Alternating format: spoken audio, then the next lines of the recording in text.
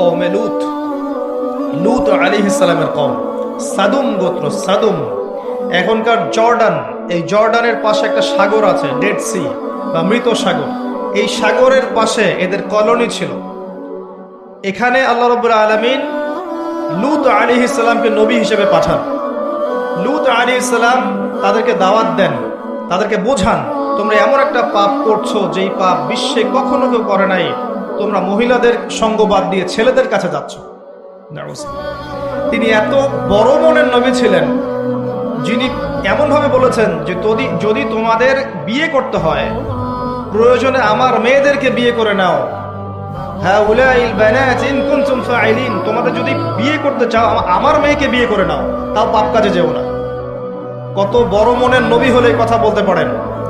উম্মাকে বোঝাচ্ছেন তোমরা সমকামিতায় যেও না, পবিত্র সম্পর্কে থাকো, প্রয়োজনে আমার মেয়েকে বিয়ে করো। চিন্তা করতে পারেন? তার কাছে জিবরাইল আলাইহিস সালাম এবং মিকাইল আলাইহিস সালামকে পাঠানো হলো শিশু, মানে যুবক, ইয়াং যুবকের বেশে, এবং তার কম বাসায় এসেছে। এসে জিবরাইল এবং মিকাইল আলাইহিস সালামকে অফার করছে। কথা কি বুঝতে পারছেন? লূত আলাইহিস সালাম বলছেন, মেহমানদের সামনে আমাকে ছোট করো না, মেহমানদের সামনে আমাকে অপমান করো না, অপদস্থ করো না। তখন এই কওম বলছে, লূত তুমি খুব ভালো করেই জানো আমরা কি উদ্দেশ্যে এখানে এসেছি। তখন লূত আলাইহিস সালাম বলছেন, আলাইসা মিনকুম রাজুলুন রশীদ, তোমাদের মধ্যে কি একটা ভালো মানুষ আর বাকি নাই?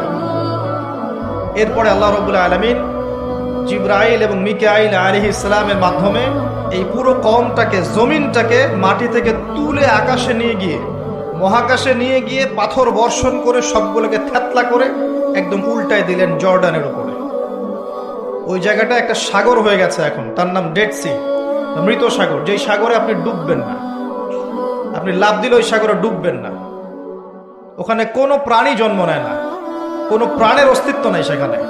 এমন ভাবে আল্লাহ জায়গাটাকে অভিশপ্ত করে দিলেন। এ হচ্ছে কওমে লূতের শাস্তি।